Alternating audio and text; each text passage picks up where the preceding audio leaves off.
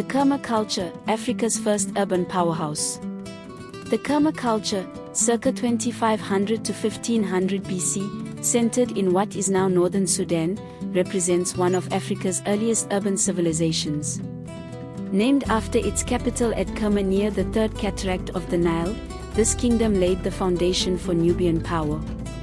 Unlike the fragmented tribal societies often assumed in early African history, Khmer was a highly organized state with a complex social structure, monumental architecture, and extensive trade networks. Its story challenges the notion that advanced civilizations in Africa were solely derivative of Egyptian influence. Origins and rise. Around 5000 BC, as the Sahara began to dry, nomadic peoples migrated toward the Nile, bringing with them skills in pottery and animal domestication. By 2500 BC, these groups had coalesced into the Khmer culture, establishing a capital at Khmer, or Daki Jal, a city that may have housed up to 10,000 people. Archaeological evidence reveals a bustling urban center with mud brick buildings, storage facilities, and a massive structure known as the Western Defufa, a temple or administrative complex standing over 18 meters tall. This structure, made of mud brick reinforced with timber, showcases Khmer's architectural ingenuity, as it withstood the region's harsh climate for centuries. Khmer's economy thrived on agriculture, cattle herding, and trade. The fertile Nile Valley supported crops like wheat, barley, and dates, while cattle were a symbol of wealth and social status. Khmer's strategic location made it a trade hub, connecting sub-Saharan Africa with Egypt and the Mediterranean. Gold, ivory, ebony, and incense flowed north, while Egyptian goods like linen and beer were imported. This trade fostered wealth and cultural exchange, evident in Khmer's finely crafted pottery, characterized by black-topped red ware and geometric designs. Social and political complexity. Khmer's society was stratified, with a ruling elite buried in elaborate tumuli, large burial mounds containing grave goods like jewelry, weapons, and even human sacrifices. Excavations at Khmer's cemetery, with an estimated 20,000 to 30,000 tombs, reveal a society with significant social inequality. Elite burials included hundreds of sacrifice retainers, suggesting a belief in the afterlife where rulers required attendance. These practices, while paralleled in Egypt, were distinctly Nubian, with circular tumuli contrasting with Egypt's angular pyramids. The kingdom's political structure likely centered on a divine kingship, with rulers wielding both secular and religious authority. The Western Defufa may have served as a ceremonial center, reinforcing the king's divine status. Khmer's military prowess was notable, with archers renowned for their skill, earning Nubia the Egyptian moniker Toseti, land of the bow. These archers were often recruited into Egyptian armies, indicating Khmer's influence beyond its borders. Khmer's relationship with Egypt was dynamic, marked by trade, conflict, and cultural exchange. During Egypt's Old Kingdom, circa 2686 to 2181 BC, Nubia supplied raw materials, as recorded in Egyptian trade accounts. However, as Egypt's power waned during the First Intermediate Period, circa 2181 to 2055 BC, Khmer grew stronger, expanding north into Lower Nubia. By the Second Intermediate Period, circa 1780 to 1550 BC, Khmer's rulers invaded Upper Egypt, seizing monuments and establishing diplomatic ties with the Hyksos, Egypt's foreign rulers. This expansion provoked a response from Egypt's new kingdom. Pharaoh Ahmose, r. 1550 to 1525 BC, conquered Khmer, extending Egyptian control to the Fourth Cataract. The occupation lasted nearly 500 years, Egyptianizing Khmer's elite through the adoption of Egyptian gods, hieroglyphs, and burial practices. Yet, the Nubian masses retained their distinct identity, speaking local languages and maintaining traditional customs. Khmer's decline began with Egypt's conquest, but its cultural legacy persisted. The kingdom's urban planning, trade networks, and artistic traditions influenced later Nubian states like Kush. Archaeological neglect, partly due to early Egyptologists' focus on Egypt, obscured Kerma's significance until recent excavations revealed its sophistication. The untold story of Kerma lies in its role as a pioneer of African urbanism, challenging Eurocentric narratives that downplayed sub-Saharan achievements. Its monumental defufa and vast cemeteries stand as testaments to a civilization that thrived independently while engaging with one of the ancient world's greatest powers.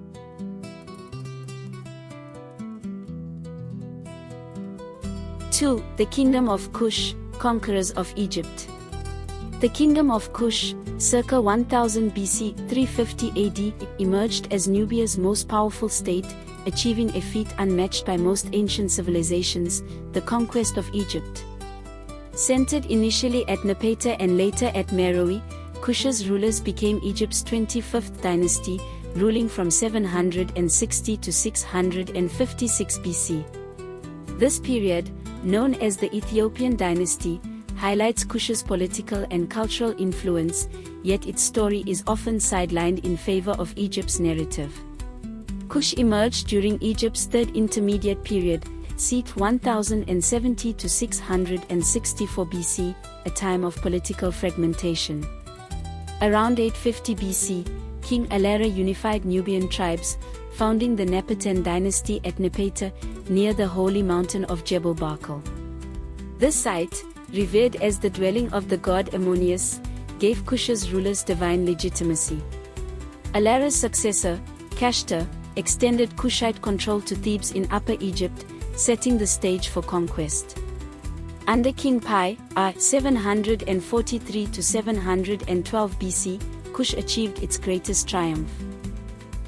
Around 727 BC, Pi launched a military campaign, conquering Lower Egypt and unifying the Nile Valley. His victory stele, discovered at Jebel Barkal, details his campaign, portraying him as a restorer of Egyptian traditions. Pi's rule established the 25th dynasty, with Nubian kings adopting Egyptian titles, building pyramids, and reviving Old Kingdom artistic styles. The 25th dynasty, under rulers like Pi, Shabaka, and Taharqa, was a high point of Nubian power. Taharqa, r. 690 to 664 BC, oversaw a cultural renaissance, commissioning temples and pyramids in both Nubia and Egypt. His reign saw the construction of over 200 pyramids in Sudan, more than in Egypt, reflecting Kush's wealth and architectural ambition. These pyramids, smaller and steeper than Egyptian ones, were distinctly Nubian, with bodies buried in the fetal position rather than mummified. Kush's rulers embraced Egyptian religion, venerating Ammonius and building temples at Napata and Thebes. However, they introduced Nubian elements, such as the double cobra on royal crowns, symbolizing the unification of Egypt and Kush. Their administration was efficient, with Nubian viceroys governing Egyptian territories. Kushite archers, famed for their precision, bolstered the dynasty's military might. The 25th dynasty faced external threats, particularly from the Assyrian Empire. In 671 BC, Assyrian king Esarhaddon invaded Egypt, driving Taharqa from Memphis. Taharqa's successor, Tentamani, briefly retook Egypt but was expelled by Ashurbanipal in 664 BC. The Assyrians installed Psammetichus I as a vassal, ending Nubian rule in Egypt. The Kushites retreated to Napata, maintaining their independence.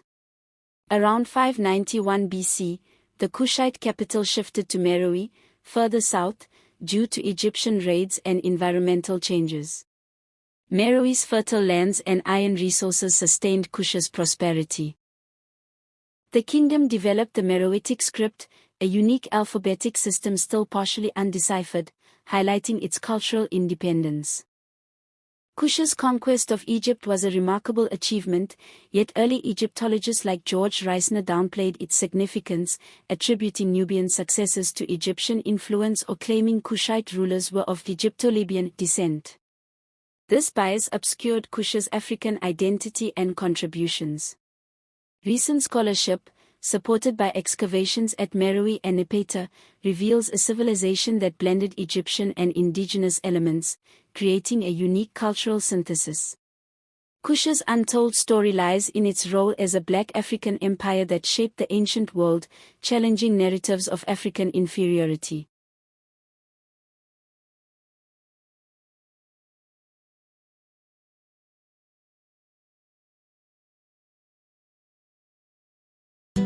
Meroe, the Iron City of Nubia. Meroe, c. 300 BC 350 AD, the final capital of Kush, was a thriving metropolis known for its iron industry, unique script, and resistance to foreign conquest. Located between the 5th and 6th cataracts, Meroe's story is one of resilience and innovation, yet its contributions remain underrepresented due to the undeciphered Meroitic script and early archaeological neglect. A new capital. After Egyptian attacks on Nepeta in 593 BC, Kushite rulers relocated to Meroe, a region with fertile farmland and abundant rainfall. Meroe's location insulated it from northern invasions, allowing the kingdom to flourish. The city became a hub for iron production, earning it the nickname Birmingham of Africa. Furnaces unearthed at Meroe reveal advanced smelting techniques, producing tools, weapons, and trade goods. Meroe's economy relied on agriculture, iron, and trade. The city exported cotton textiles, jewelry, and gold, connecting Africa with the Mediterranean and Red Sea regions. Its pyramids, over 200 in number, housed royal burials, with distinctive Nubian features like fetal position burials and small chapels. Cultural innovations. Meroe developed the Meroitic script, an alphabetic system distinct from Egyptian hieroglyphs. Used for royal inscriptions and religious texts, it remains only partially deciphered, limiting our understanding of Meroitic society. Artistically, Meroe blended Nubian and Hellenistic influences, evident in pottery and jewelry with Greek motifs. The Lion Temple at Musawarit-es Sufra, dedicated to the Nubian god Apid-Mek, showcases unique iconography, with lions symbolizing royal power. Meroe's queens, or Candaces, were powerful figures, often depicted as robust warriors. Figures like Amenarinas, who resisted Roman incursions around 24 BC, highlight the prominence of women in Nubian governance. Her negotiations with Augustus resulted in a favorable treaty, preserving Meroe's autonomy. Decline and rediscovery. Meroe declined around 350 AD, likely due to environmental degradation, loss of trade routes, and invasions by the Kingdom of Aksum. The city was abandoned, its ruins buried under sand.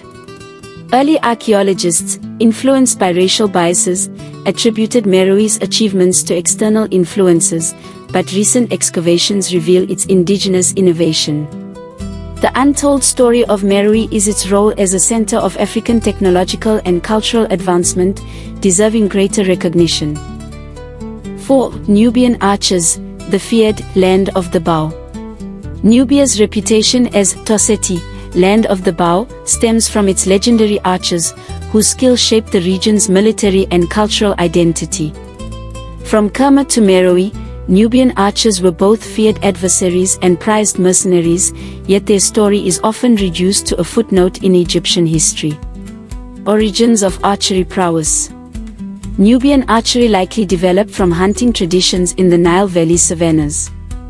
By 2500 BC, Kerma's archers were renowned, using composite bows and stone rings to enhance arrow release. These skills were honed through warfare and trade protection, making Nubians formidable in battle. Military impact. During the 25th dynasty, Nubian archers bolstered the Egyptian army, contributing to pious conquests. Their precision earned them the nickname Ismaiters from later Muslim forces. In Meroe, queens like Amenarinas led archer-heavy campaigns against Rome, demonstrating strategic acumen. Archaeological finds, such as archery equipment in royal tombs, underscore the cultural significance of the bow. Cultural significance. Archery was not just military but symbolic, representing strength and divine favor. Nubian art depicts rulers with bows, and the god Apid-Mek is often shown as an archer.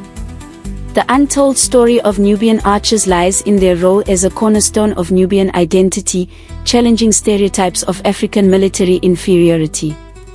5. Nubian women, queens and warriors.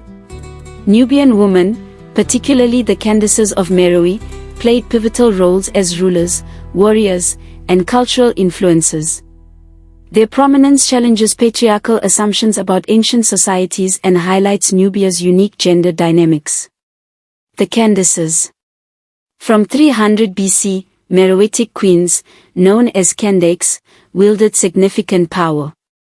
Amanirenas, up 40 to 10 BC, led campaigns against Rome, securing a treaty that preserved Meroe's independence. Amanishikito's tomb revealed vast wealth, including gold jewelry, reflecting her authority. These women were depicted as robust, often overweight, symbolizing fertility and power. Social roles. Nubian women likely enjoyed higher status than their Egyptian counterparts, participating in governance and religion. Inscriptions and art suggest matrilineal succession in some periods, with queens mothering future kings. Their untold story lies in their agency, reshaping narratives of gender in ancient Africa. 6. The Meroitic script, a lost language. The Meroitic script, developed around 200 BC, is one of Nubia's most enigmatic legacies. As one of Africa's earliest alphabetic systems, it represents Meroe's intellectual achievement, yet its partial decipherment limits our understanding of Nubian history. Development and use. Unlike Egyptian hieroglyphs, the Meroitic script was alphabetic, with 23 signs used for royal and religious texts. Inscriptions on stelae and temples reveal administrative and cultural details, but the language's meaning remains elusive.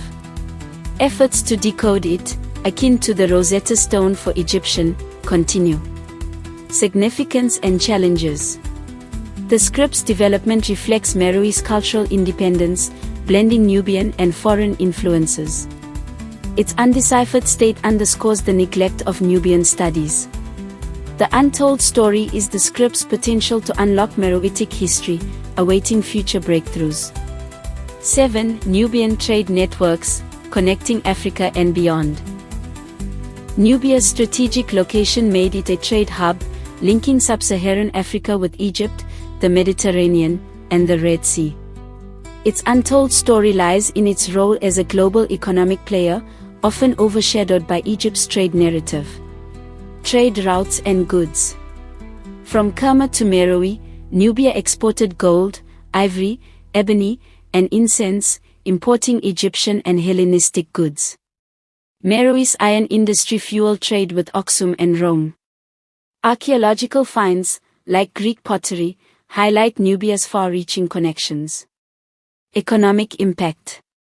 Trade wealth funded monumental architecture and social stratification. Nubia's decline partly resulted from shifting trade routes, underscoring its economic dependence. This story reveals Nubia's global significance, challenging its marginalization in world history. 8. Nubian religion, a synthesis of gods. Nubian religion blended indigenous beliefs with Egyptian and Hellenistic influences, creating a unique spiritual tradition. Its untold story lies in its complexity, often reduced to Egyptian imitation. Beliefs and practices. Nubians worshipped gods like Apid-Mek, depicted as a lion, alongside Ammonius. Temples at Musaweret, Sufra and Nokka reflect a distinct iconography.